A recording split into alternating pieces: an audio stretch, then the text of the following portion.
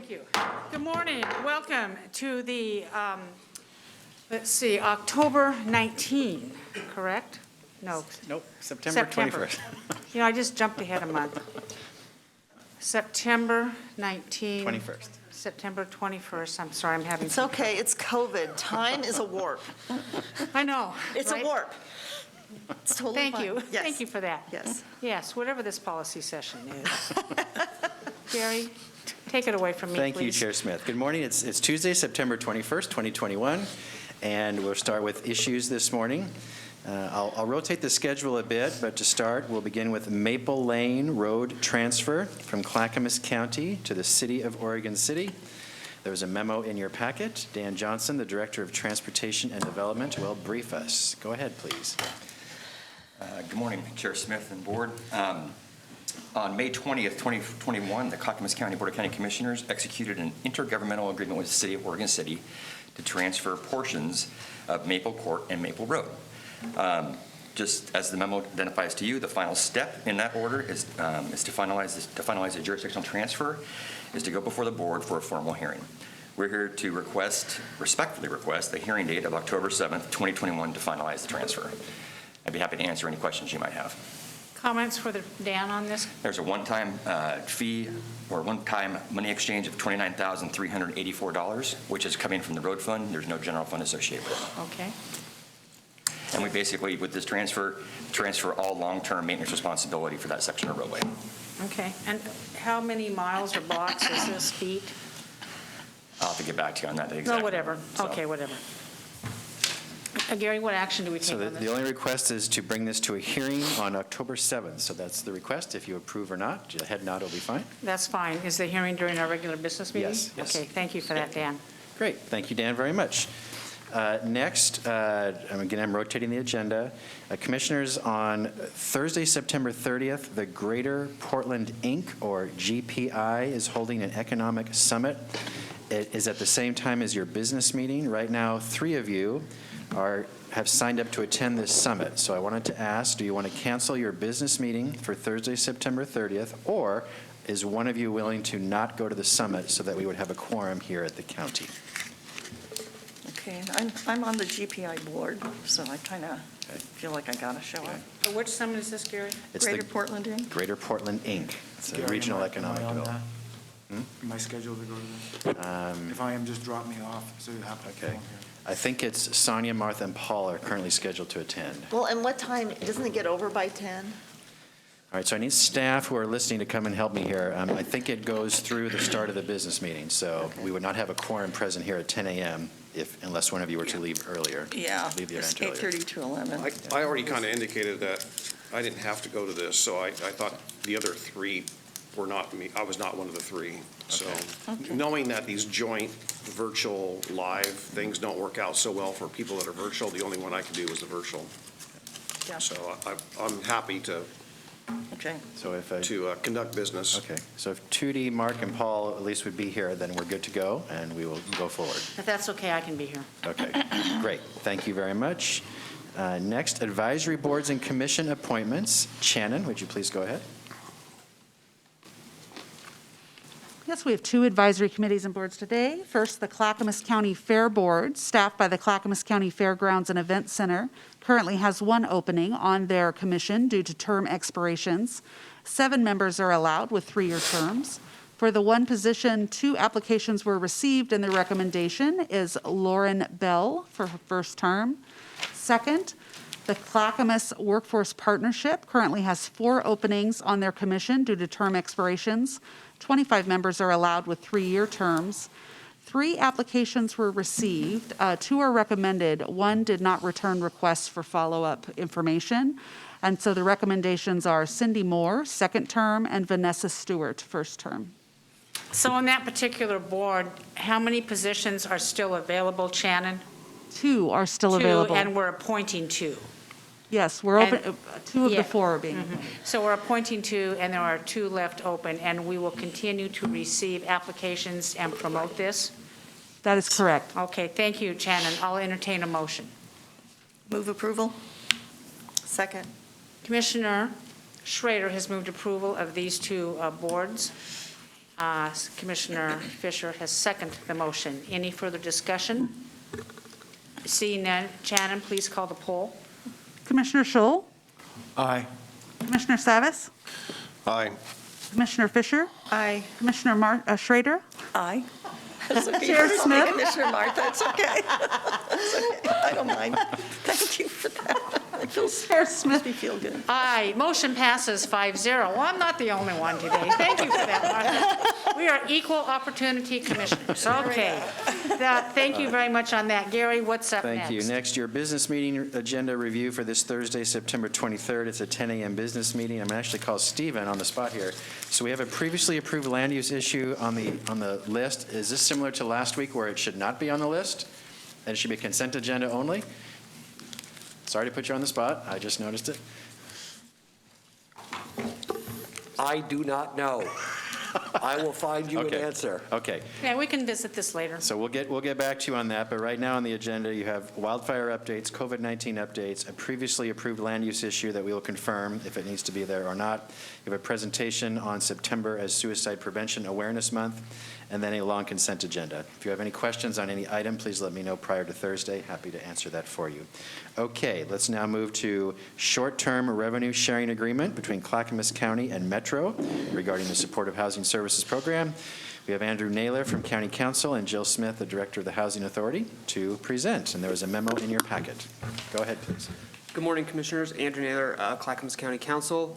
This is an extension of a previously entered into short-term revenue agreement. This is the interim agreement that allows funding to come from Metro under the SHS program income tax that was implemented a ways back.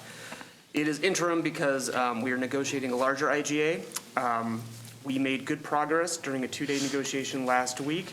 However, it does not appear that we will be able to complete that larger IGA by October 1st, which is the deadline of the current short-term revenue agreement. So we are requesting an amendment that will extend that deadline to November 1st with the option to renew for additional one-month periods.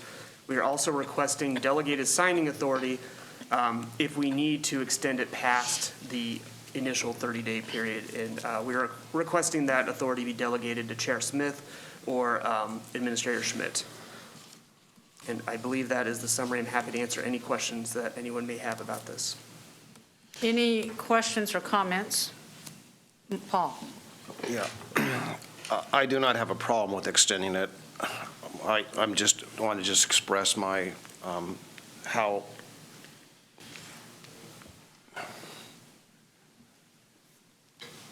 somewhat upset I am that it's going to take another month or two. No reflection on our staff, but you know, I raised this issue in April, on April 13th specifically, and it's shocking to me that we are at this point where we still don't have an IGA. It makes it very hard for our staff to interpret and how we implement the SHS dollars and so forth. It's dependent upon that. I'm glad to hear. It sounds like we had a good session on Tuesday and Wednesday, so thank you for all your hard work and, you know, your expertise on that. I truly value that. But I just think that, you know, everyone working in good faith, the attorneys could sit down and get this thing done. It ought to be expedited. Just flat say, just make a positive suggestion here. It needs to be expedited. And while we're on this topic, I just want to repeat for everyone knows that, as I made my statement last week, Martha and I shared that statement, that we intend to bring back the financial forecast and how we're going to approach the next, you know, till the end of the year, working with Jill on the finances. That's all I know. I have no expertise in what the programs are. I'm you know, relying heavily on staff. And we'll bring back that forecast and how we're going to roll out and the contracts that will go out and try to address all of that. We did take a little hard look at the eligibility for a portion of the ARPA, so we'll be looking at that and bring that back to you again and hopefully in a couple, 3 weeks here or less. So we'll make progress on trying to increase the rollout. I do want to give you one other update. I did receive from Metro on Wednesday from from Mr. Kennedy, their CFO, Brian Kennedy. The information, part of the information I requested, we're working with staff right now on finance staff on some more missing pieces with this. And I might reach out to some folks from Here Together, because I have not heard anything from them directly. But what I did get was appreciated, but it's not complete. There's far more to it than needs to be done. So I say that because after yesterday's email that I received from our CFO, Elizabeth Comfort, that distribution from the SHS dollars was a mere $39,000. Woefully less than anticipated. So I think we had a 200,000 distribution or so in July. Then we had a 118,000 one a month ago. This one's 39,000. We're going the wrong direction. We were supposed to go upwards. I'll have more information on that when I get more facts. But I think all the more reason to be cautious, because I'm even more skittish today than I was last week about what the numbers we're actually going to receive in fiscal year 21-22. So we got to be careful. So that's what I have. Thank you. I do appreciate your comments, Commissioner Savas. I think we all feel the same angst. I also think it's important that we get it right. This is agreement that we will be working under for 10 years. Going forward, it's important that we dot our I's, cross our T's. We have stood in alignment with the other two counties, Washington and Multnomah. We've developed a very nice alliance where we are of the same thought, of the same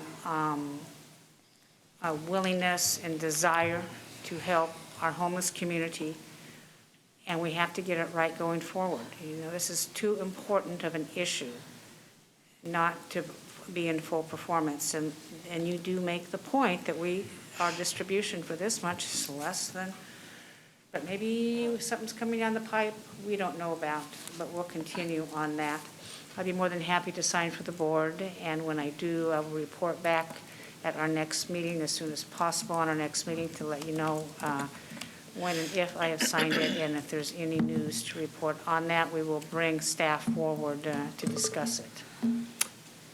Any other questions or comments on this issue? Yep. Yes, Sonia.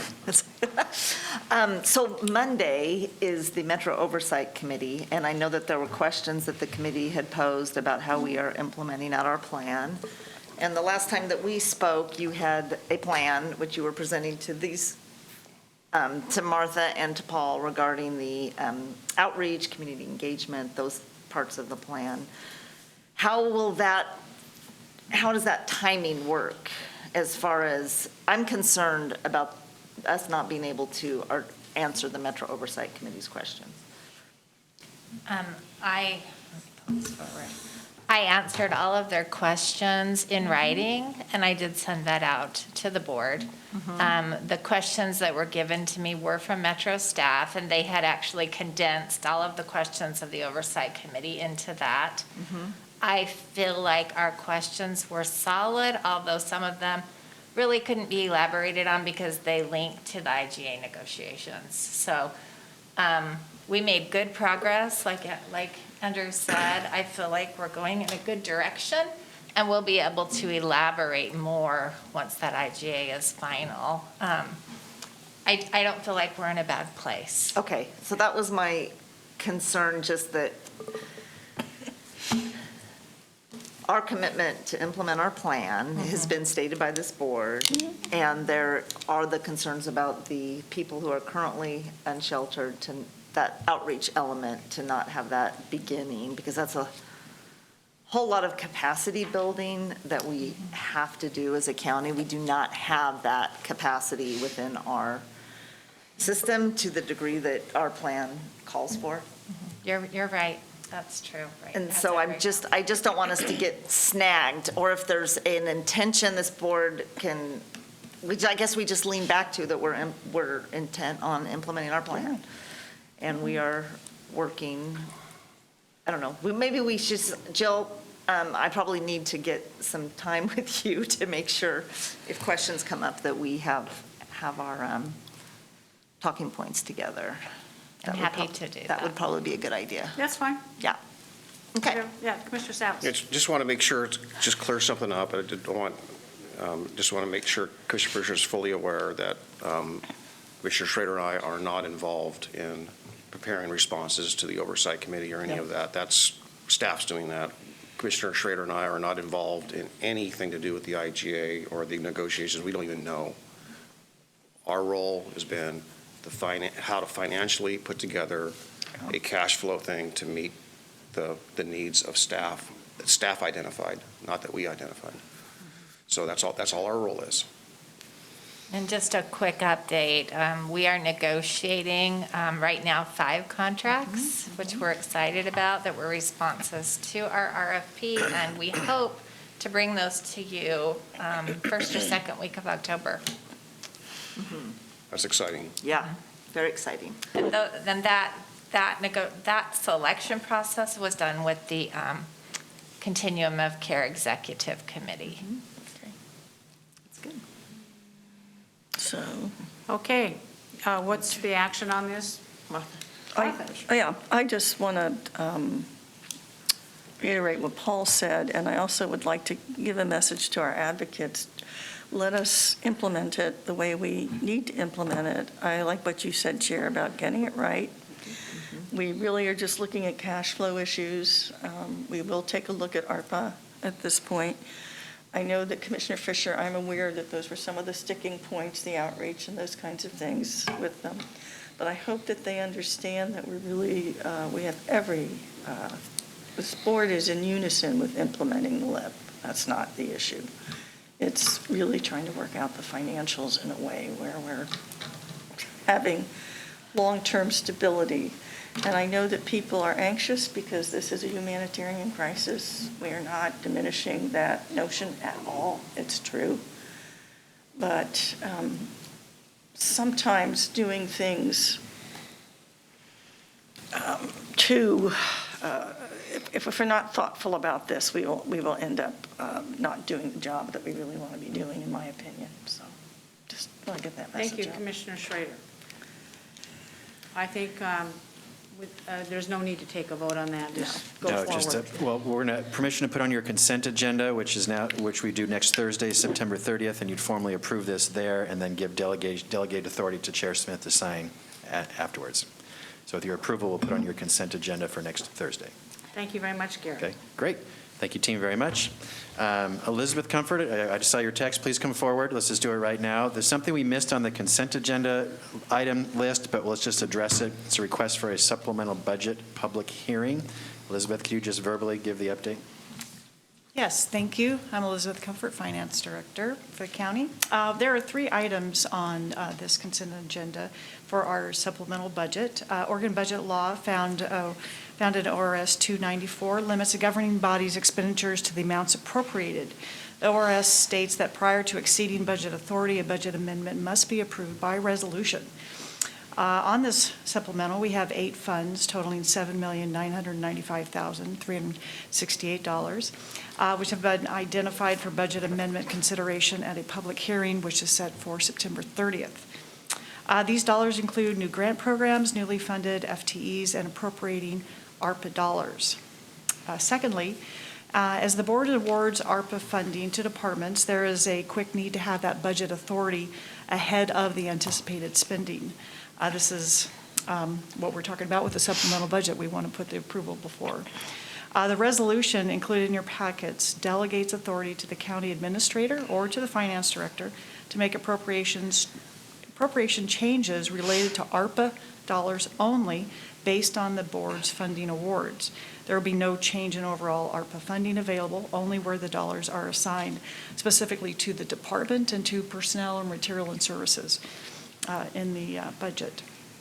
Lastly, there is a merging request of county administration and board of county commissioners into one department. In the prior years, these were separate, but we intentionally merged them for this fiscal year, 21-22. We did it in the chart of accounts. We actually missed that on the appropriations sheet that you approved as a board. And so that correction also is included in the supplemental resolution for your consideration. Is this a public hearing or a consent agenda? Thank you. It is a public hearing because it is a change in the appropriation of the budget. So all we're asking is, can we have a public hearing next Thursday's business meeting where all of this will be shared again? Correct. Would that be acceptable, Commissioners? Yes, thank you. Let's Okay. do it then. Very Thank you, good. Elizabeth. Thank you for the flexibility, Elizabeth.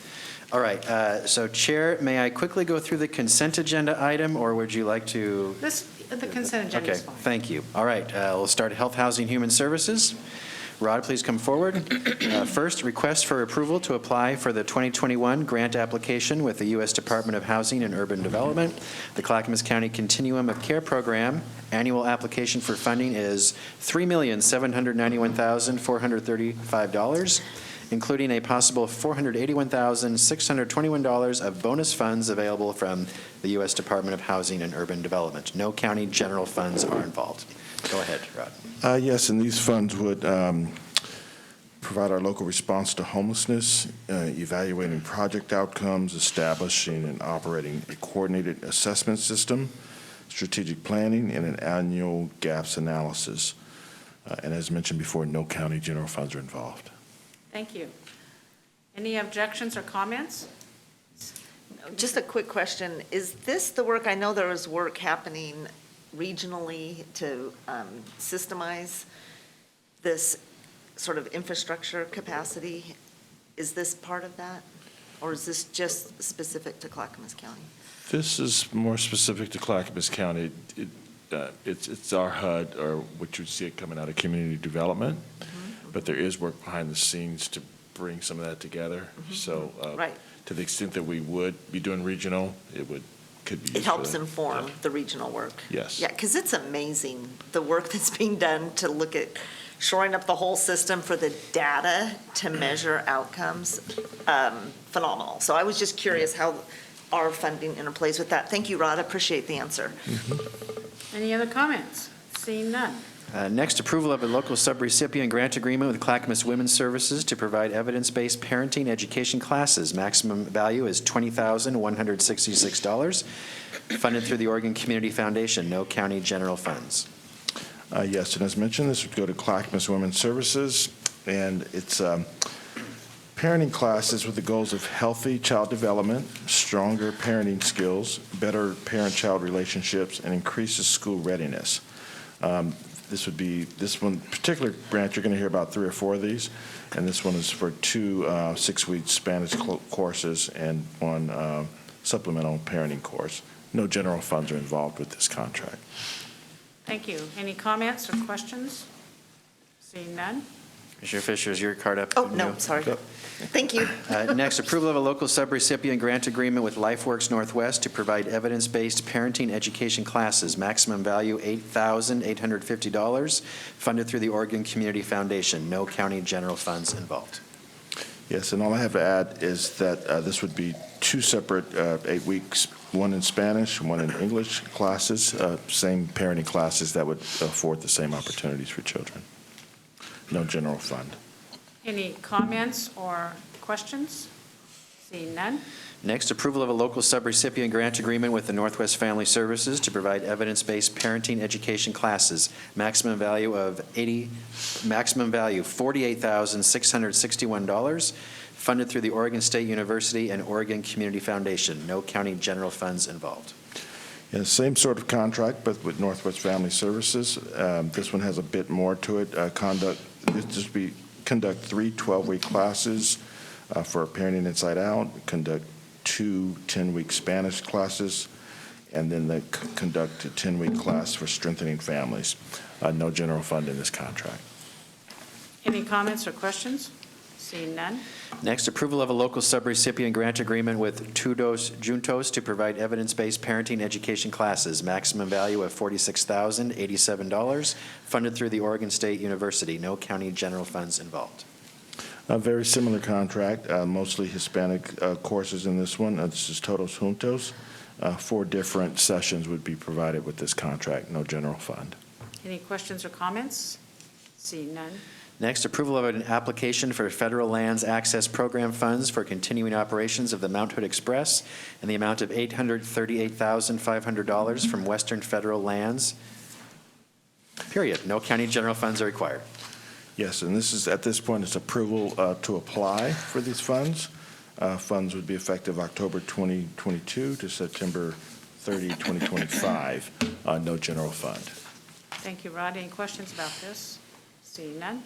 Thank you, Rod. Next, Business and Community Services. Sarah, approval of a local grant agreement amendment between Clackamas County and Micro Enterprise Services of Oregon, or MISO, for MISO to provide a small grants program on behalf of Clackamas County in support of the local business community impacted by the COVID-19 pandemic.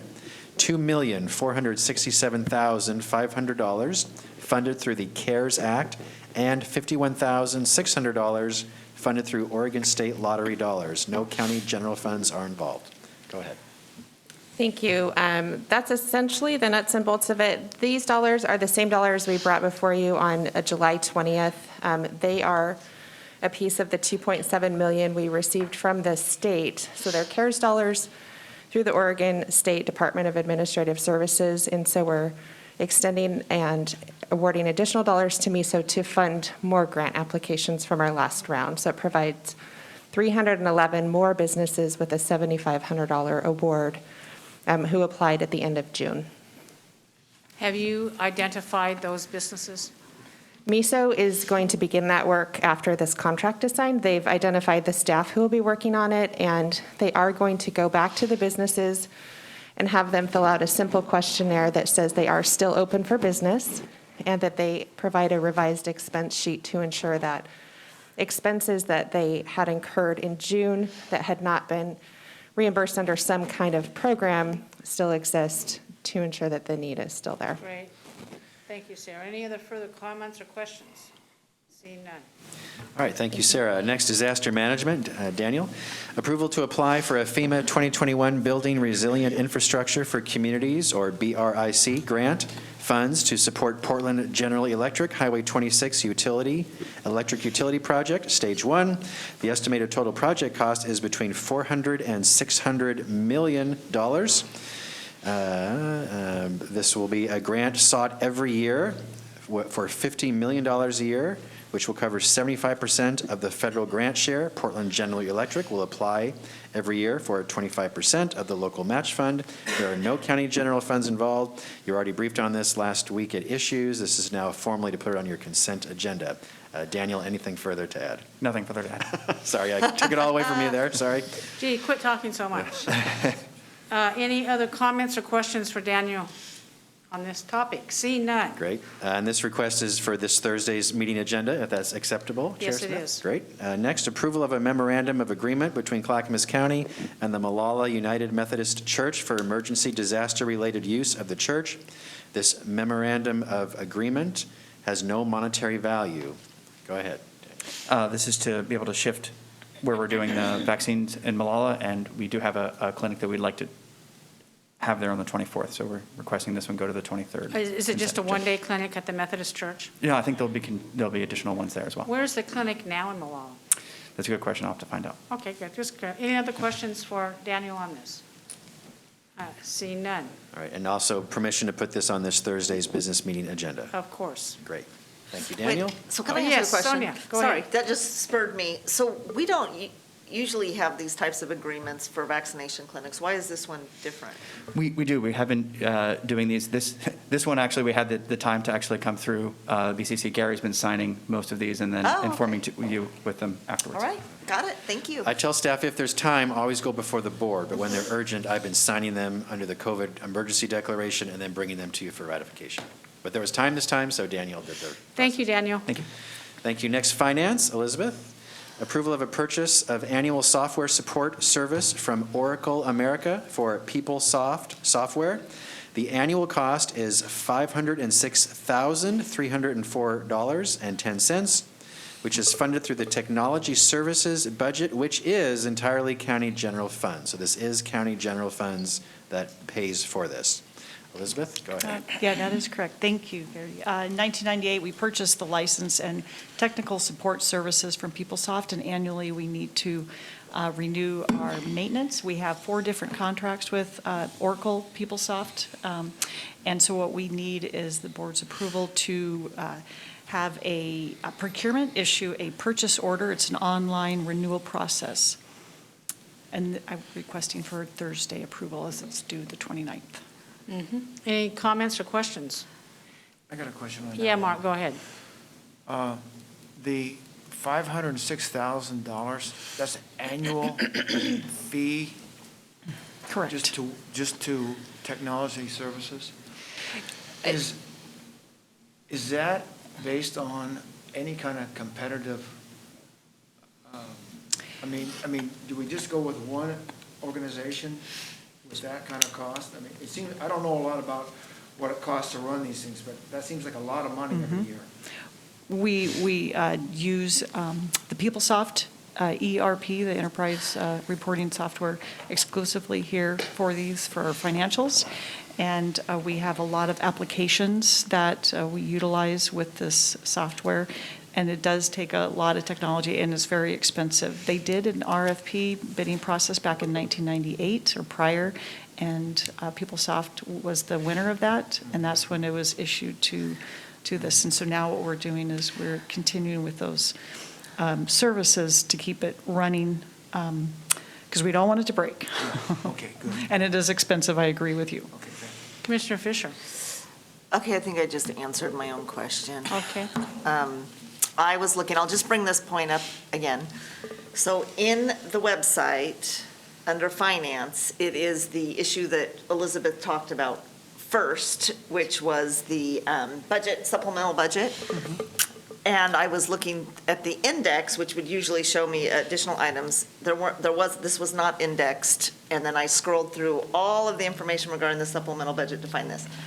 So if we could just put a word in for those of commissioners who like to read as they're being presented, to just double check so we can do our work at this very important time to index the items that are on the internet would be really helpful. Gary?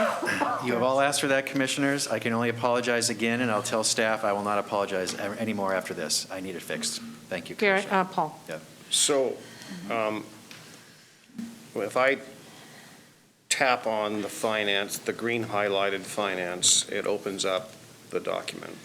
Okay, for me, it opens up approval of Clackamas County supplemental budget resolution for fiscal year 2021. Right, And Elizabeth came to us with that during issues. right. And you have to, if you go to the lines to the left, it goes 1, 2, 3, it gives all the pages, it does not give an index. So you have to scroll all the way down. Okay. I mean, I was like really confused. It's like, what? Oracle? Wait, $7 million? What are we doing? Wait, that's a budget resolution. Okay. Boy, I'm really interested in what we're doing with Oracle and PeopleSoft. Yeah. What are we doing? I want to make sure I understand. So all that's going in my brain while you're talking, which I'm means sorry. I'm not really able to multitask. And it's just helpful to have that, boom, item number 2, got it, Gotcha. Okay. review. You've asked for it, commissioners, and we have failed. It will not happen again. Wow, okay. All right. And Staff if it is- does, we're all just practicing at being human, Gary. It's okay. Yeah, that's right, that's right. All right, so, I'm sorry. Yeah, go ahead. I see no objections. Thank you very much. So Chair, I want to comment. So commissioners, we've been working on updating our ERP, gosh, Elizabeth, I just lost it. Enterprise Resource Program. The one we have is 22 years old. It is out of date, but we're stuck because until we get a new system, we can't just turn off the old system. So we were ready to go almost on a new ERP, and then COVID hit. So everything's just been put on pause, but we'll be coming back to you in the next 6 to 8 months on your approval. Is that right? Aren't we doing a new ERP system? Come forward, Elizabeth. Correct me if I'm wrong. I could be. Well, you are correct. It is an old system, and we did, spring of 2020, we looked at getting a new ERP system, and we were very close to doing that. And then we looked more into the PeopleSoft system that we have and we own, and we found that it has all the functions that we want, but they weren't turned on, like the accounts receivable module, which will give us a balance sheet, which we're all looking for. And we have contracts, we have time and labor. In fact, I'm going to be talking about that at another time with you this afternoon, about our time and labor and all of our technology. So PeopleSoft that we own actually has everything that we were looking for. We just are now turning it on and implementing it, and it's taking time and a lot of resources. So I'll share this afternoon how that's looking. But we were looking to change, but we have found that what we were looking for, we already own. And it's a very robust, solid software. And with our new chart of account, we're getting what we need for the county. Okay, Thank you, Elizabeth. thank you. Commissioner Smith. So we really don't have to migrate to another system, the system that we have. It's not an old system that's updated? Right, we are updating it so it is refreshed. Okay. And we've been working with a consulting company, ERPA. What's right? And they've Sorry. been helping us with that, a lot of acronyms. I don't know what that stands for. And so we're getting 10 more years out of this software. So instead of spending $16 to $18 million, we're spending, I think it's just over $1 million. And in fact, we were gifted in our, remember we did the refinancing of a couple of bonds and we did the DTD? We had additional dollar gains in that, and we were granted to use $1 million of that to invest in this. And that's, so it's really been a win-win for the county all around. Right. It's phenomenal. Thank you. Yeah. Thank you for the unplanned briefing. Very good, Elizabeth. Thank you. Absolutely. Okay, back to the consent agenda, Transportation and Development. Resolution approving Tualatin Valley Fire and Rescue's Fire Code Ordinance 2021. 2021, I assume that's 2022. I'm not sure, but Dan, you will brief us, please. No financial impact, no general funds involved. Good morning again, Board. I love being here with these one-offs. This is kind of a one-off. Tualatin Valley Fire and Rescue is an exempt fire district, unlike a lot of the other fire districts that serve Clackamas County. What does exempt mean? Exempt essentially means they don't have to report directly to the state fire marshal, okay? It's allowed through statute. What statute also requires, though, is that they adopt certain standards and provisions to make sure they're providing sufficient fire service. Statute also requires, if you are exempt, the counties in which you work in, so Tualatin Valley provides service to kind of that West Lynn, Wilsonville area of the county, that western portion of the county, that the board approve the plan. So essentially, you talk about those services that coordinate with our work. We're talking about building official support, fire and arson investigation, fire code enforcement, and fire inspection. This is all out of coordination with our building services department. So basically, we are requesting that the board approve put forward to consent this resolution to approve Tualatin Valley's fire plan for 2021. Pardon me. It is resolution approving Tualatin Valley Fire and Rescue Fire Code Ordinance 2020-2021. Any comments or questions for Dan on this? I got a question. Yeah, Oh, Mark. boy. Yeah, Dan, the Tualatin Valley Fire Chief is on board with that? Yes, they've actually already approved the plan. They have approved and adopted their plan. This is a formal step that we have to do to acknowledge it, basically. See no objections. Thank you. Great, thank you so much. All right, thank you, Dan. And that's the end of consent agenda list. Going back to the issues list, next, potential resolution regarding the pandemic. There was a draft that was sent to you yesterday afternoon, Commissioners, and was posted online. And you all provided feedback for this. So now's a chance for you to decide if you'd like to do this or not. But Chair Smith, would you like to say anything further? I will. As we know, this has come to our attention of our workforce issues here at the county. And I've been mindful of that, knowing that the vaccine mandate is visiting us probably sooner than we had anticipated. It looks like the federal government could be taking some steps in that regard. We have listed some, I think, pretty good reasons why on the front page on the whereases. We're acknowledging that there's a surge. We're acknowledging the vaccinations. We are acknowledging it could be a shutdown, could be, of critical services due to lack of hospital capacity, which would be devastating to our mental health and economic viability of our residents and businesses. We acknowledge a over 70% vax rate in Clackamas County. That is probably growing. And we acknowledge that we serve all people of Clackamas County. Therefore, Clackamas County Public Health will continue to offer free services for those who seek them with our partners whom we're working with. We just had heard earlier from Daniel, a new clinic opening in Malala on the 24th. The Board of County, and second, the Board of County Commissioners request the State of Oregon immediately reevaluate the mandate to consider possibly postponing the deadline to some of our employees. Regular COVID testing weekly, I think that's a good idea to try to abate the spread of COVID, because some people may have COVID and be asymptomatic, as we know.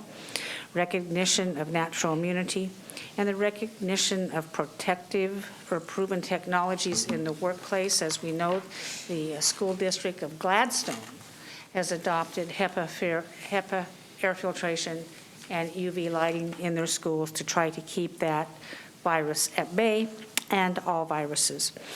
We need to reach out to the Oregon legislature that allows for easy transferable licensure agreements between states, so healthcare providers like nurses can come in from out of states and their licensing agreements are recognized by our state, so they can fill the badly needed jobs in our hospitals. And we want to encourage our governor in listening sessions with the business community and the public about workforce issues regarding the vaccines. And I think this is probably as good as we can get at this point with juggling this COVID situation, the pandemic, workforce issues, all kinds of opinions. So Commissioners, I will leave this up to you. Paul, you have a comment. Yeah, I put my card up at the very beginning. I just wanted to clarify. Gary, I know you didn't mean to say it the way you said it, but it might lead others to interpret. So we saw this draft yesterday, as I recall, right? Okay. So our input or assignment that the chair requested last week was to submit ideas about the resolution and so forth. So this is an assemblage, if you will, of some of the things that were incorporated, and some of those weren't incorporated. So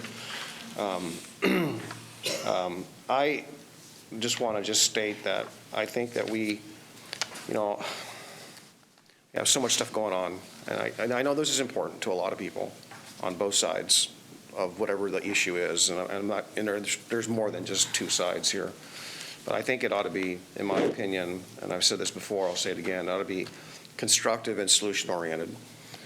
I've read just about all the emails, I believe, that have come in about this, so I think there's interpretations.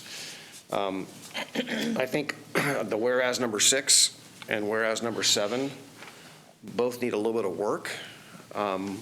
I think that there ought to be an explanation as to, where it says could have a detrimental impact or could result in a loss. I think it's pretty well known, whether it's Oregon or anywhere else, that if that leads to people who don't want to get vaccinated and they have to leave their public work, then that's the detrimental effect we're talking about. It ought to be a little bit more clear. And from a reading standpoint, 6 and 7 ought to be reversed. It reads better that 7 be in ahead of 6 and 6 follow 7, just as far as how it reads, but they still need some work to explain, why that anticipation or the coulds are what they are. Under the therefores, I think I can understand A little bit from the standpoint that from reading the emails and knowing that if you have the Pfizer vaccine or you're expected to be fully vaccinated by a certain time, that you need to get or would have needed to receive the vaccine, in the first few days this came out. There's a timing issue. For those folks who want to schedule an appointment with their doctor to get their doctor's agreement, if it's their personal doctor, that might take more time. So I think that the extension needs to have some reasonableness to it and some explanation that this is not a delay, that under certain circumstances, people should be able to consult with their doctor. And I know that if I want to schedule an appointment with my doctor, I usually need to wait a week or two for that. B was an option that is part of perhaps part of the federal mandate. I'm all for constructive options, okay?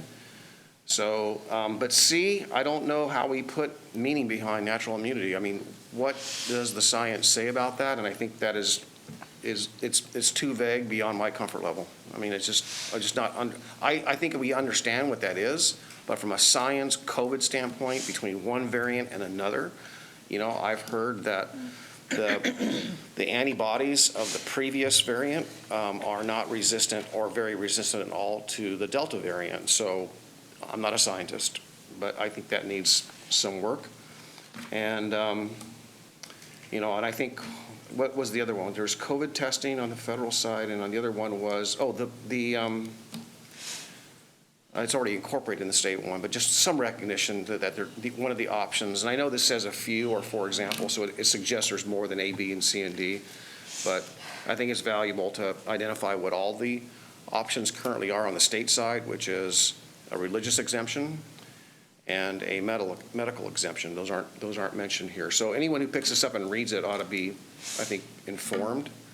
But whatever we do, I want to make sure it's constructive and we're all working towards the goal of beating this virus. That's what it should be about.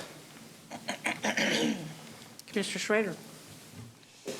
Yeah, thank you. That was really thoughtful.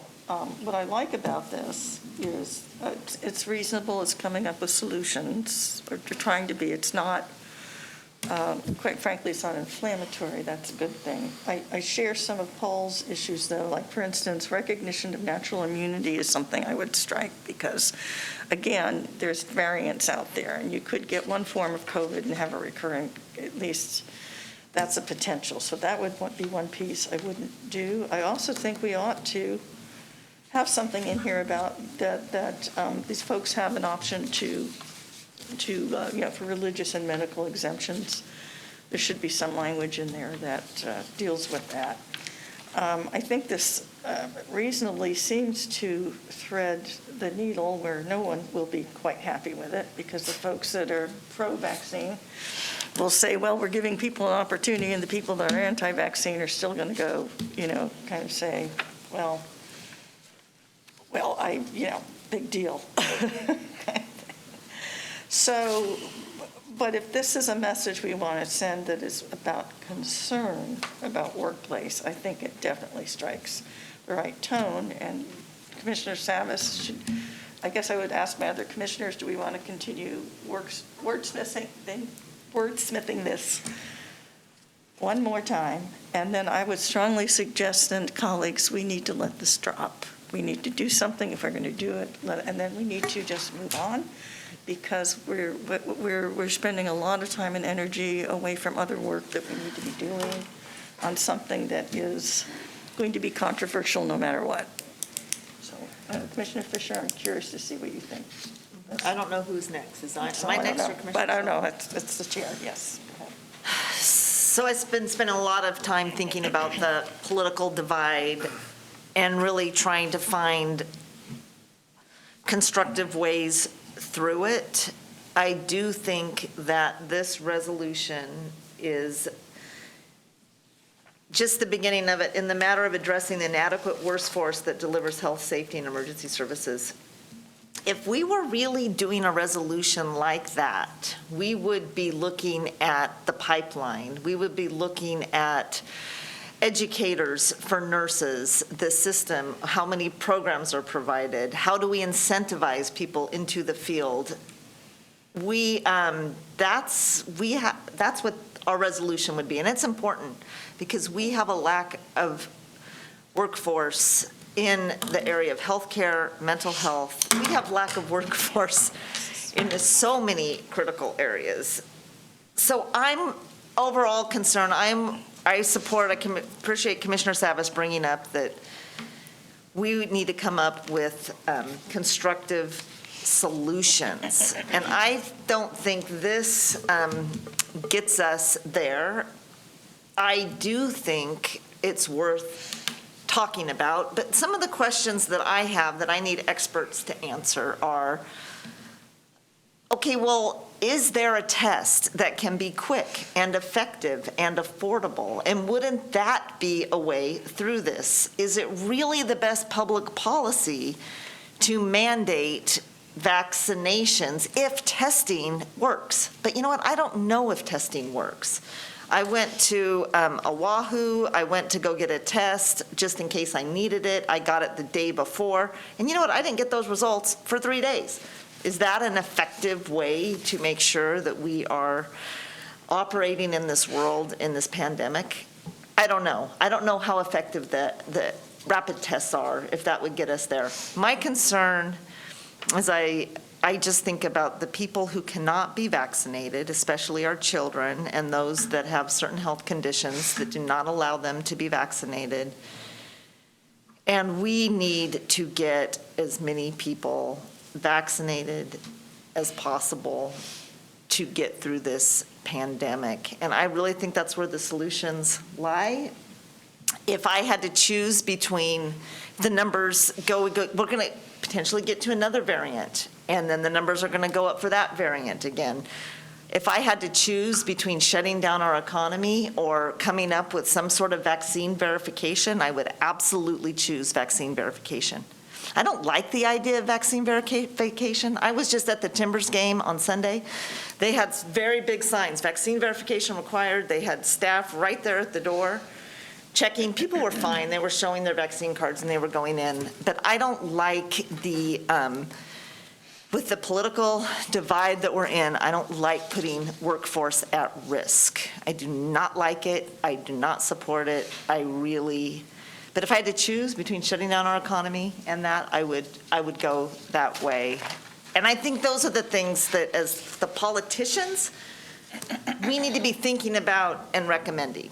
The one piece, though, that I'm very concerned about, and we got an email, I don't know if all of you saw it, but it really persuaded me as to the reality of what we're dealing with. And it was an email from a member of our jail staff that basically went down the process of, this is what we were told. And you know, we all said this, not only the governor, but this board said, we are not doing mandates. We are not requiring the vaccine. We are not going to be requiring vaccine verification. We are not going to, at one point we said we're done with masks. We were getting out of the pit. We said a lot of things, and regardless that we sitting at this table understand that pandemics change, that science, that the information changes, that we're learning, and all those practical realities, the people that are doing the work are living their lives relying on what we're saying. So when I actually read that email and saw the time frame, it's like, oh my gosh, by the time they got the information, they would have 5 days in order to meet with their doctor, to get the information, to see if they would qualify for an exemption. And honestly, I think the issue of having had COVID and when is the appropriate time to get a vaccine is a question for that person and their doctor, and if they need the time to do that, because it's important. So that was troubling to me, but my response to that is I just want to take my phone and give a text to Leah Horner. It's like, does the governor know this? She is the governor's business or regional. Sure. You know, and to say, this is a problem. This is a concern. What are we doing for these workers? I mean, the amount of stress that people are going under, especially if they've recently had COVID and now they're required to get a vaccination. And I don't know, I have concerns about that. That's the piece that is really like, wow, I prefer people to have choice in making their decisions. I don't like mandates, but I also, when it comes to the health and welfare, especially of our children, it's like we got to do everything as a collective community to protect them, and it just breaks my heart. I want to keep kids back in school, want to keep our economy open. If we do something, a list of solutions, and quite honestly, I need our public health staff to give advice on what those would be. So I would rather us not spend more time on this particular resolution. I think it's worth it for us to continue connecting with our experts to have our advice, and I do think that we should, just as elected officials, and Chair Smith, I know you talk to the governor frequently, if you could have that conversation with her. I know Commissioner Schrader's our representative on region something. Regional solution. To go through that avenue. I am concerned about the short timeline and what people that are actually doing this work are living through right now. And that's our job. Our job is to listen to the people that we represent and take those stories to those that are making the decision. So that's what I would suggest. Commissioner Shaw. Yes, first of all, I'd like to say thank you for all the work that went into this composite resolution. Thanking the staff for that. We've come a long way in the last couple months. We're actually sitting around the table talking about a resolution, something that people have asked us for. You might recall just a couple months ago, this building was full of some 400 to 500 people. Most all of them wanted this board to push back against mandates. I understand that this draft resolution is a composite of 5 people's ideas, and I respect that. So it's not everything I want. I would like to have seen a stronger language regarding the, quote, termination of employment part of this latest mandate. I listened to Commissioner Savas's ideas on modifying it, and I agree with those things. I also agree with Commissioner Schrader, who says, let's get this done, get it over with, and move on.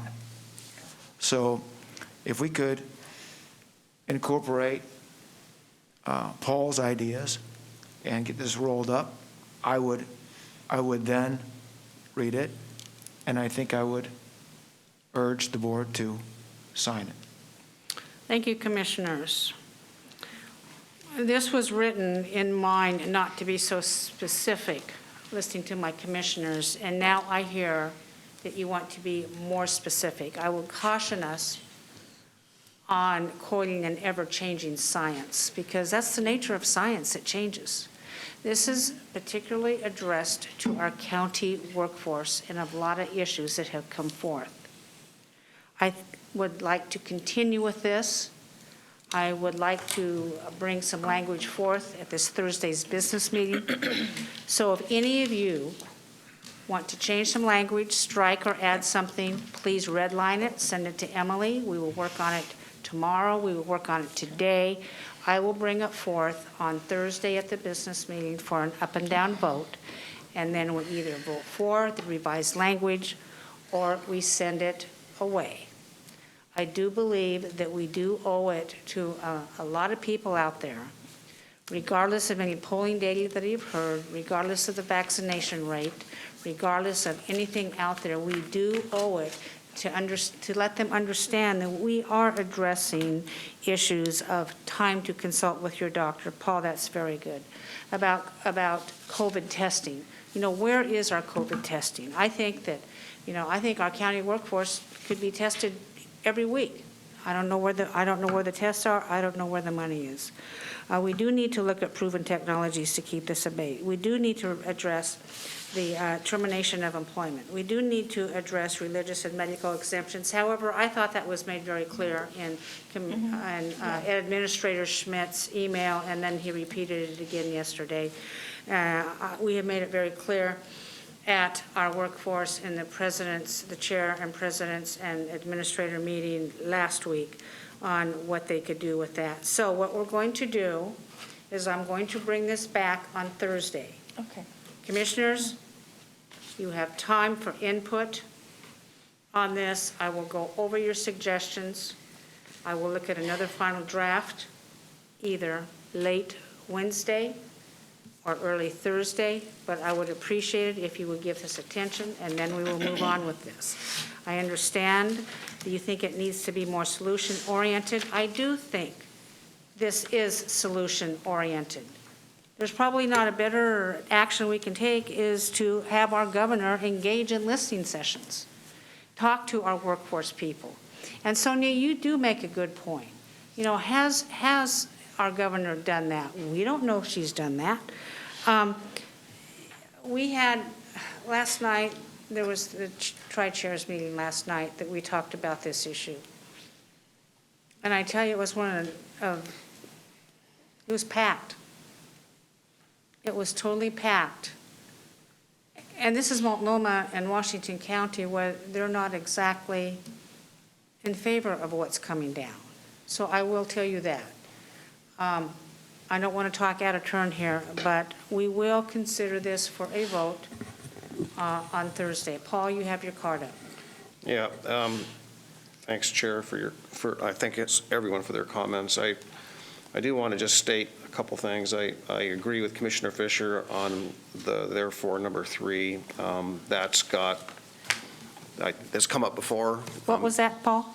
Number 3, where it talks about the transferable licensure agreements. I think that would have benefits not just for this situation, but for other aspects of health care provision. So that's come up before. I've heard that around the state. So I think we need to indeed follow up on that. So I appreciate that being there. And I also do appreciate that one email from that apparently one jail deputy.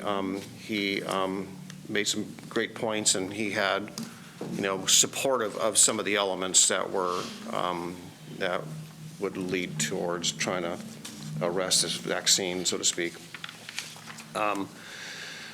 While I agree, as Commissioner Fisher was repeating some of those comments in there that, well, we were going to do this, or we'd be out of the, and then we did this, and we would, we're learning as we go. This virus didn't come with an owner's manual, right? It didn't come with a blueprint, and the nature of our, whether it's biology, however, these things take on, these variants mutate, and they just take on another life, and the rules of the games and the attack and the approach and the science to address it changes. So we got to recognize that. I don't think it's incumbent upon any of us that are elected. We're not scientists. We're not going to understand that, and even the scientists themselves learn as we're beating this thing. So it evolves. So I do want to express my appreciation to the deputy who wrote that. That was well put together. Thank you, Paul. Commissioner Fisher. Yeah, thank you. I think my overall big concern, if you look at this level, is that our job is to do the best we can at the local level to stop the spread of the virus. And the overarching message of this resolution is, what can we do to help some people not be vaccinated? And that concerns me. I do not think that is a message that this board needs to even insinuate at all.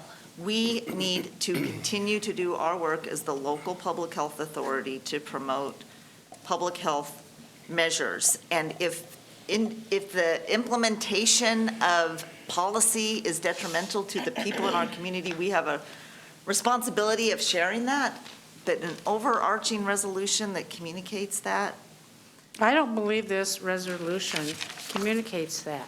Well, I think this resolution recognizes that there are issues within our workforce that have been ignored, that we have not addressed, that the state of Oregon has not addressed, that our governor has not addressed, and that our legislature has not addressed. I am attempting to recognize those workforce issues, and I do think it's incumbent upon us, of 2,200 employees, it's incumbent upon us to take care of our employees and listen to them. We will continue. I am with the vax. I am not saying doing away with the vax. There is not one single word in here, Commissioner Fisher, that would intimate what you're saying on that. So what I'm going to ask for again is you submit your language.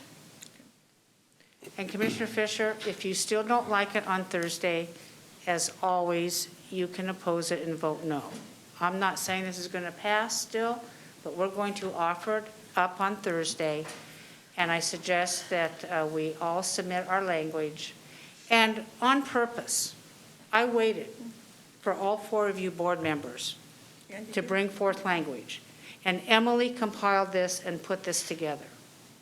And the only thing that I put in here is something that I strongly believe in, and that's natural immunity.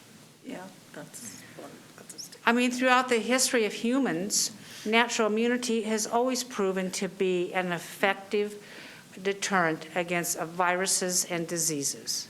And to ignore that is to ignore Einstein himself.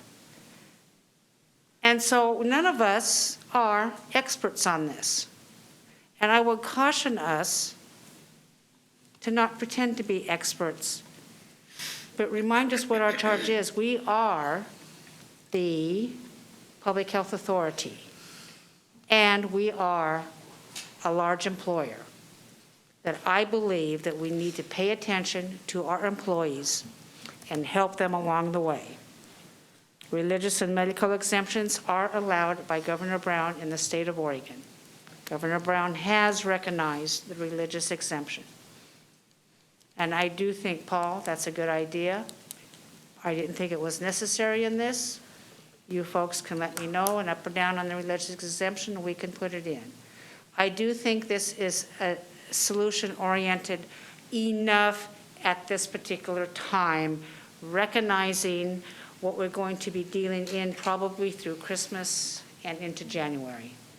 And that's all we really can do on any issue that comes before us. Commissioner Savas. Yeah, I think, Chair, I didn't put my card up on that one, but you did mention it, so I'll just capture it. If we get some better definition of what natural immunity is and isn't, I think that would help. I don't want to load it with details, I understand that, but I think that's one thing that I don't even have the answer for as it relates to COVID, regardless of the variant. So I think having some more. And my goal, again, as I stated, is to have this being positive and constructive, not be anti-vax. Every mandate we've seen thus far, whether state or federal, has an alternative, either or, for those who have either medical exemptions or whatnot. So I think we need to be cognizant that I don't think the president's thing is anti-vax when he says there's an alternative, nor the governor's anti-vax, that it should be, again, constructive for those who have those particular reasons or for not getting the vaccine. I just want to give one sobering thought. We were all here on August 12th, I think, for the most part, when we had a room full of people. And Mark, you just mentioned 400 to 500 people. It's a sobering thought, but think about it for this. Since August 12th, more than 500 people in Oregon have died from COVID.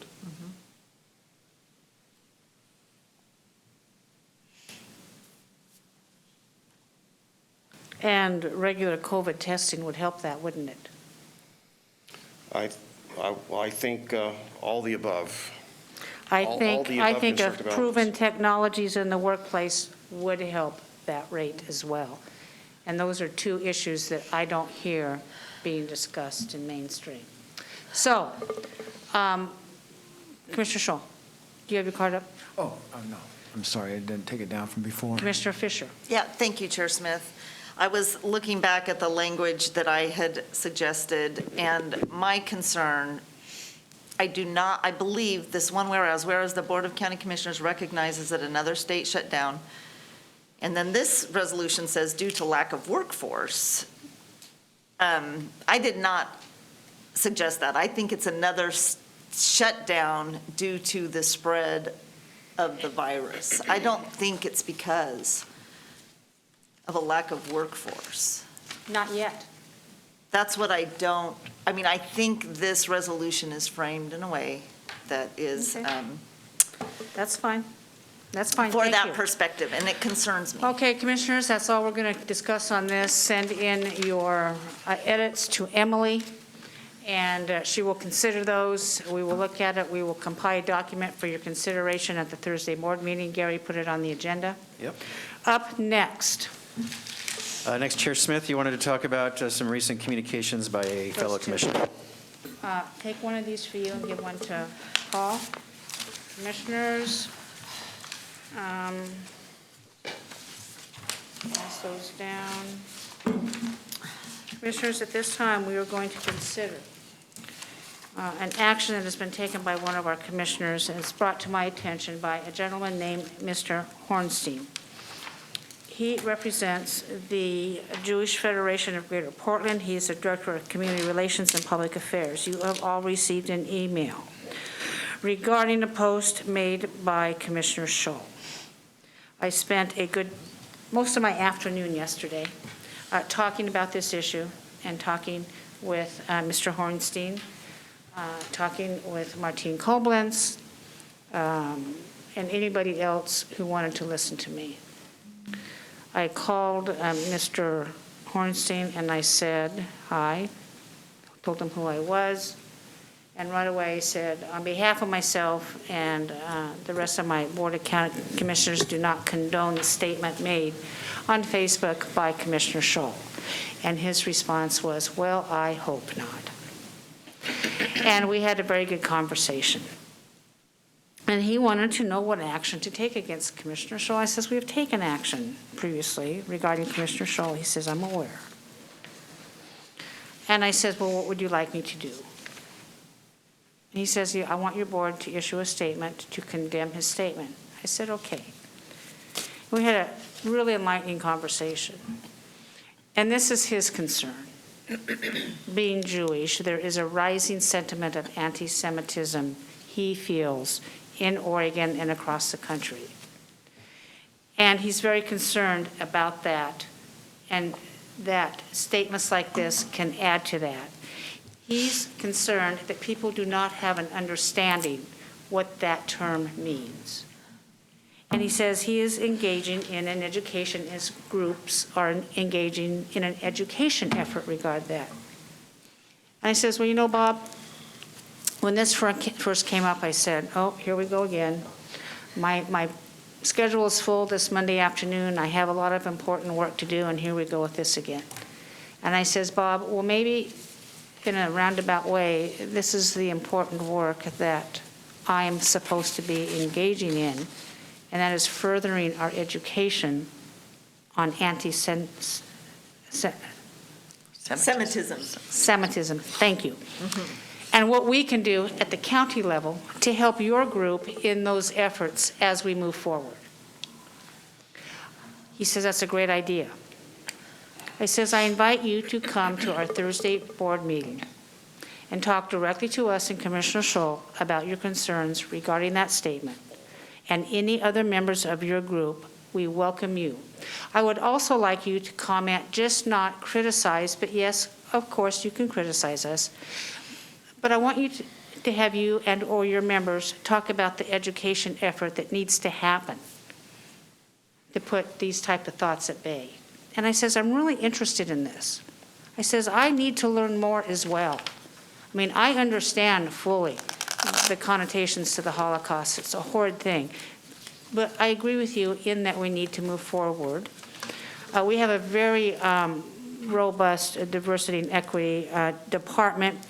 I'm going to put you in contact with our director, Martine Koblenz, and I would like you two to talk together about what that could possibly look like.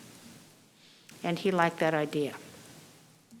After the conversation, I reached out to Sue Hildig, and I said, Sue, could you help me write a statement? And she says, well, who's that from? She says, well, he's the elected. I says, no, I think he's your counterpart. So she sent me the names of their elected board within their organization and the president of their organization, which we may be reaching out to as well. Because, you know, this issue could be larger than us. So I called Mark. I explained everything to Mark. And I says, Mark, this is an issue. And Mark, and you're going to talk as long as you want today. I'm just explaining what I have been engaged in. Mark says, well, that's not what I meant at all. I says, okay, you need to go back and you need to talk about what you meant. And so Mark has sent Bob an email written here, and you have a copy of that. You have a copy of the original email from Mr. Hornstein, and you have a copy of the original post. So with that in mind, at this time, Mark, I'm going to turn this over to you, and you can continue for as long as you think you need to continue. Yes, thank you.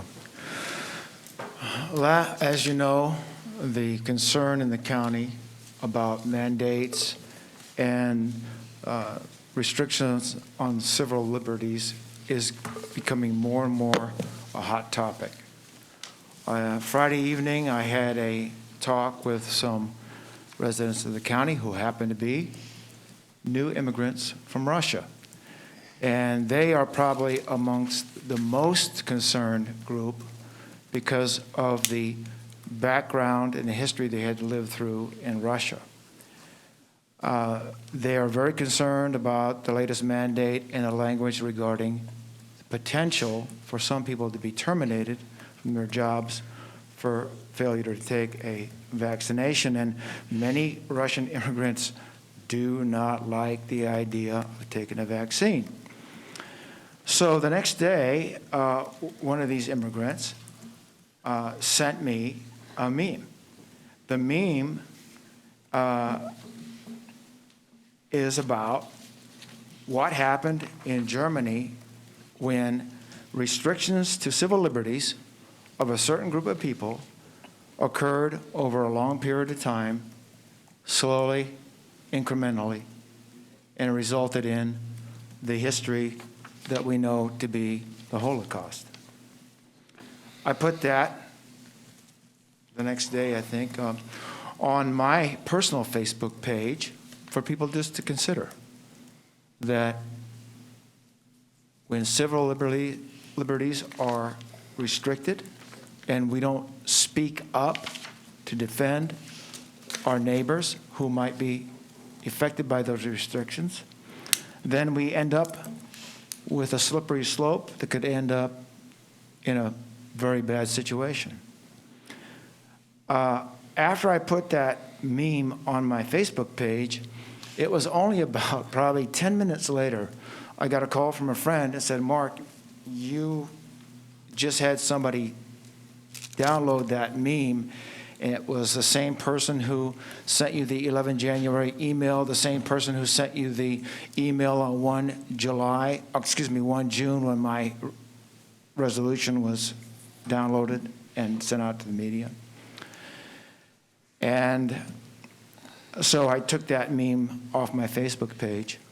And then later on that evening, Sunday evening, I got another call and said that this same person, had sent an email into the county, to BCC, and then apparently to Mr. Horenstein. And so I was notified yesterday afternoon about 6:30 about the email that went from this woman, the same woman who's been in here every Thursday on the phone talking to you about her ideas and how bad some of us are. And of course, that email that went to Mr. Horenstein from her was hard. It was her very hard left sort of perspective on the meme.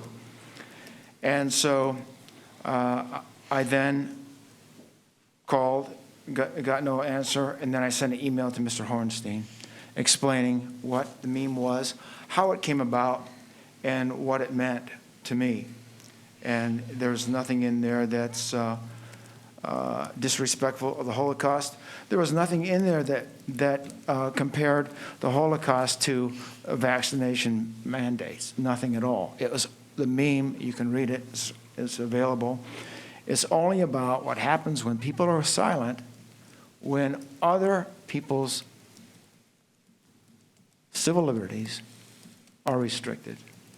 And so I did get an email back last night late from Mr. Horenstein acknowledging receipt of my email.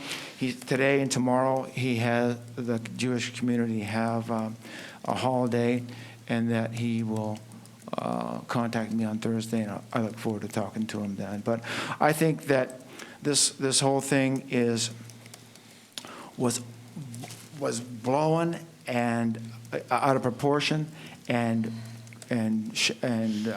put in a very negative light by the woman. Notice I never said her name, and I won't say her name.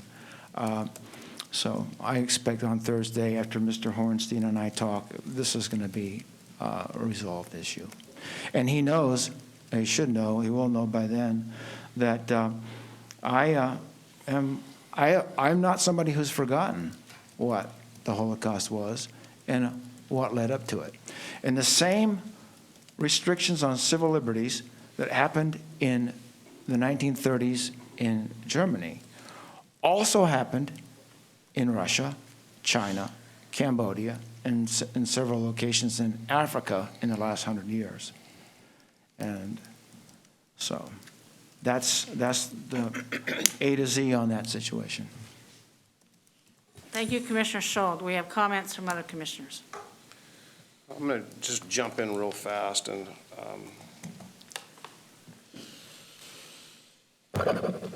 history is, I think perhaps what drove, well, I'm going to first say one thing, that is that, 75, 80 years ago, when the Holocaust, or during that period of time that was occurring, that from that time forward, there are probably a lot of examples we can find that speak to the message you were trying to convey as far as civil liberties.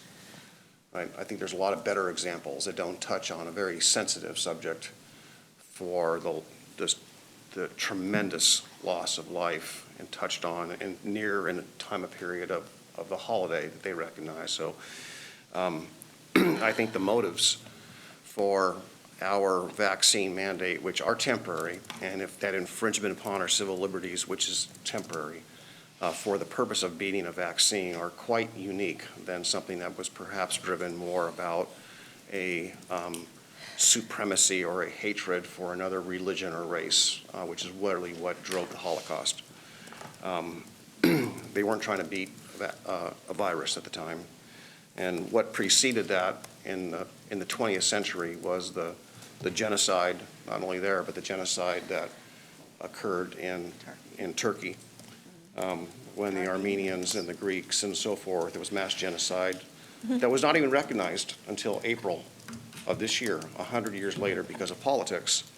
So this touches me because I have family that are Jewish, I have family that are Muslim, I have family that are Christian, and family that are Greek Orthodox. And anything that relates back to genocide, just brings up a lot of pain. So I can understand how that community and those folks would react.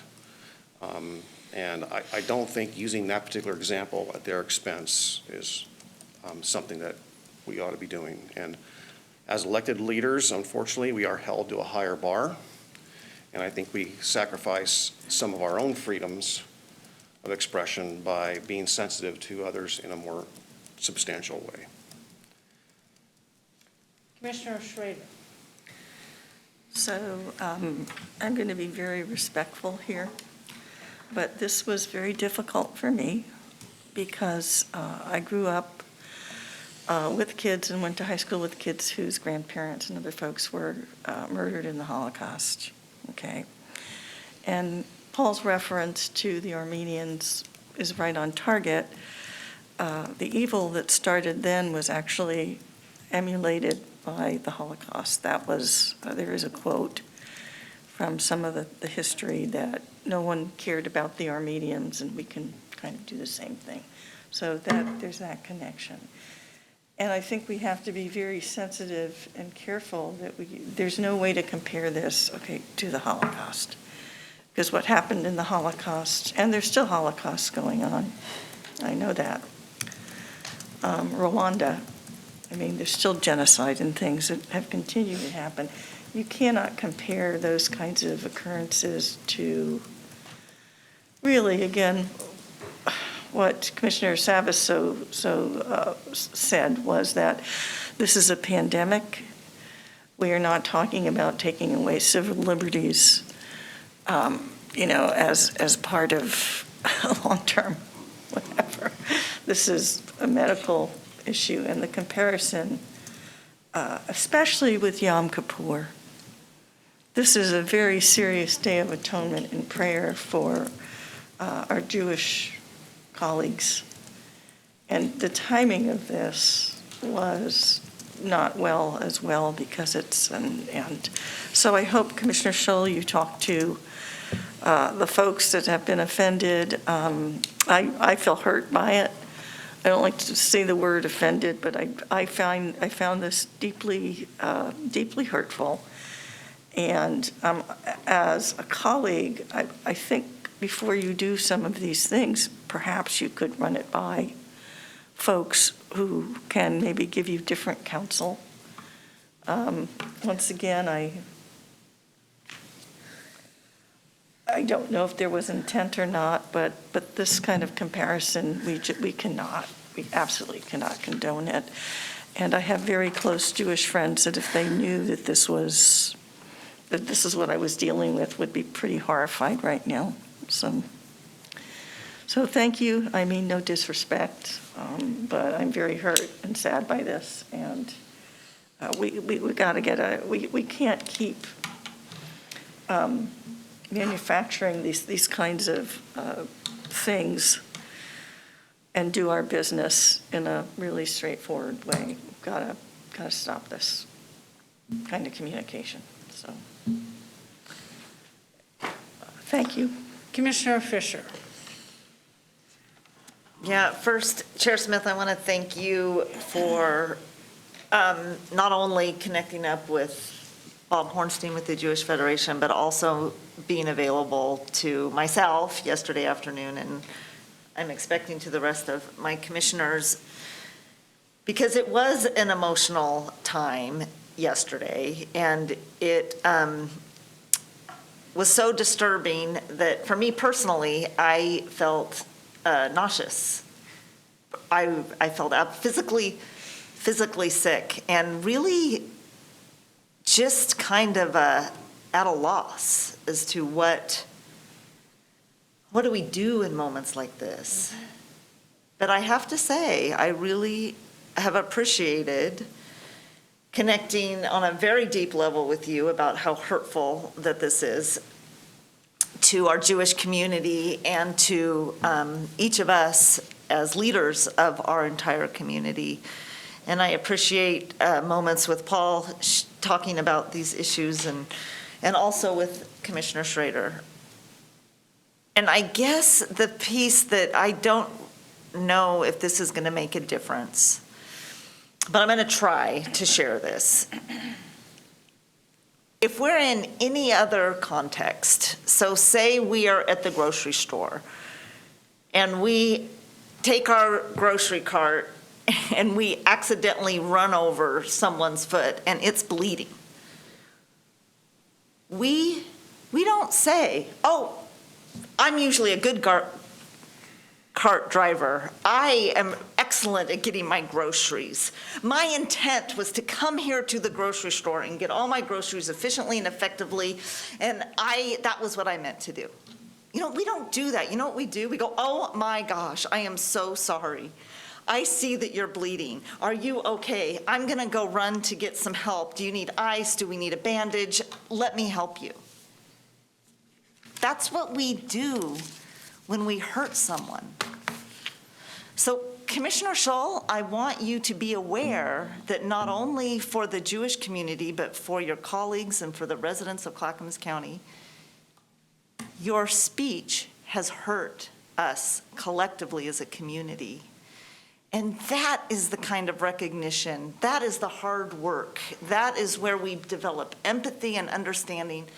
And in that is where we bridge this divide that is in our community. And so Chair Smith, I can't say enough thanks for you just being there on a personal level.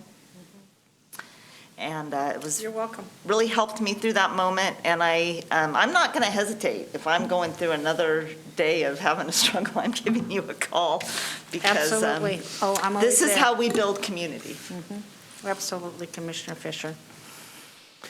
Commissioners, thank you for your heartfelt comments. Commissioner Shull? This is the post, this is the meme. This was 100% of the post. It was up like for an hour. There was no other comments on it. There's nothing on this meme that references vaccines and the Holocaust or comparison.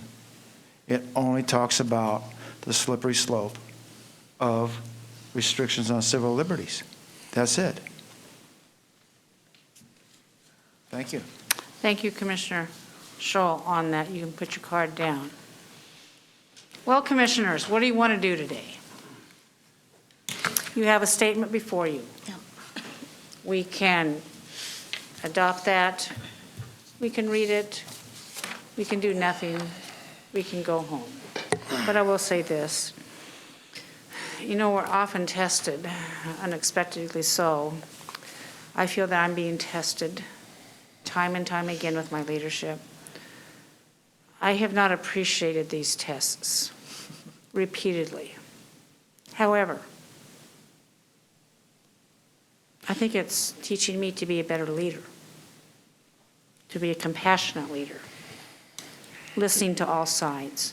I've tried to be fair as I can with my commissioners, even when I vehemently disagree. And I think that's hard for a leader. And I have tried to accommodate as much as is humanly possible all your opinions. But frankly, there's a time that as chair, I have to lead and make a decision. And that's why I'm the elected chair. Countywide, I might add. I do think this is an opportunity for education, one that I did not see coming. And on this issue, I will embrace that. And I hope you do too as well. Commissioners? Yeah. I'm waiting for you. Well, I see the draft proposal of some language. And you have it too here, Paul. Did you get the handout? You all have the handout, and maybe the paper is easier to read. Oftentimes for me, paper is easier to read than. Yeah, so I don't want to, wordsmith it. I think it's. You know what, Paul, There's if there's you- a lot of good stuff in it. So maybe there's just a couple tweaks. Maybe I could submit those. We can do it now. We can do it at lunch and bring it back later. It's totally up to you what you want to do. I'll entertain. You know, we can get it done and get it now and get off our plates. We can do it later. It's up to you. Because we have time. It's only 11:30. Now, I'm going to step out for a minute. I'll be right back. But Certainly. I just want to just say, Commissioner Shaw, I really, to Commissioner Fisher's point, granted, if you didn't mean it, you didn't mean it. But I do think that an apology or the letter or the email you sent to Mr. Hornstein could have included an apology. I would like to take a 5-minute pause, and we're going to come back, and then we can make a decision on what direction we want to go. How's that? Thank you.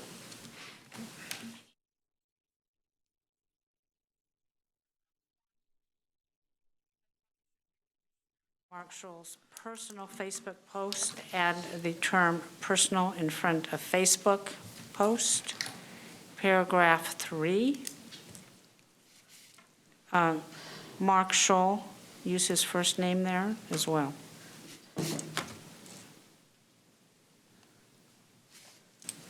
At this time, I'll entertain a motion. Madam Chair, I move that we adopt this statement and read it at Thursday's business meeting. I'll second that. What was the motion, Commissioner Fisher? To read this statement to adopt at Thursday's business meeting.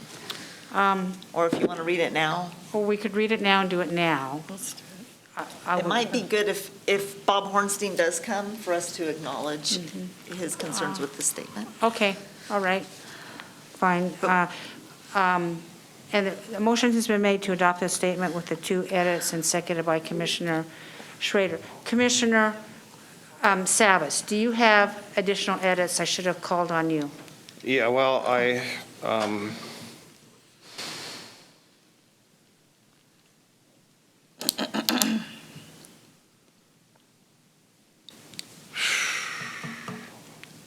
I'm just struggling with one of the sentences in here, and I thought maybe putting some Could you read that out loud, and then maybe we can help with that? Sure. So the last sentence that I'm referring to here of the one paragraph reads, Mark Scholl's statements and behavior do not reflect the values of Clackamas County or this board. And I think in this case, I'm not sure, I'm sure we're referring that the post is a statement or posting it is a behavior choice, and I'm not sure if it's, it might be more accurate to say Mark Scholl's Facebook post does not reflect. I mean, that's accurate, but I don't know. I would agree with that. I think we can change that statement to read, and I think you're right, this Facebook post does not reflect. Yeah. This, I'm writing it down, Facebook post does not reflect the values of Clackamas County or this board. I see there's been a pattern, so I like the language as written. This is the third time. You don't want to change it? I don't want to change it. I think it's fine the way that it is. I think it's not bad for us to remind people that, yet again, we are addressing As maker this. of the motion, you don't have to accept the edits. Yeah, so I have just a question, a friendly question to Commissioner Fisher. So Sure. do you think that in this case, it's more of a statement or more of a behavior in this particular circumstance today? I think it's both. Okay, I was looking for a different word, and I didn't, I'm not enamored with the word post, but that is the action, right, that led to why we're talking about this. First of all, it says Mark Scholl's statements. If we're referring to past tense, then plural is correct. And the question is whether or not it's a statement. And then, again, the behavior. I just think there might be a better term of art that is more reflective of what that Thank you, is we're Paul. trying to say. We're going to call on Sue Hildick to make a comment. Chair Smith, Commissioner Savas, you might consider the word actions specific to this event.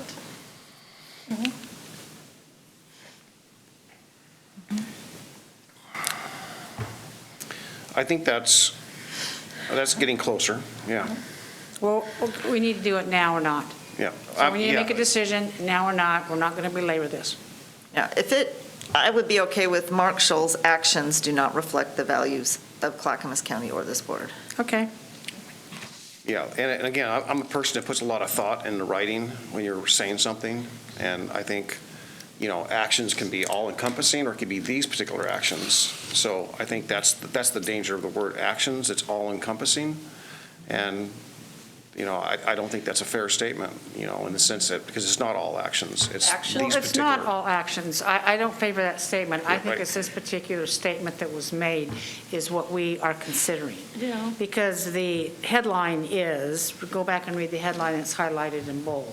That's what we're addressing today, is just one Facebook post, and that's what it's called. Yeah, and maybe that's That's where what social media refers to it, as a post, correct? Yeah. So I think that's why I'm more comfortable with the word in this particular, more with the thought of post or Facebook post in this sense, because it's specific to this particular message. And so Commissioner Schrader? Could we call it Mark Scholl's personal Facebook post does not reflect the values of Clackamas County or this board? I think that would be okay. Commissioner Fisher, do you? Say that again. Personal Facebook post. Mark because Scholl's This is personal. not being done on county, this is not a county post, but this is a personal choice and a post that we can't go, it just put, it's just remarkably difficult, but it's not,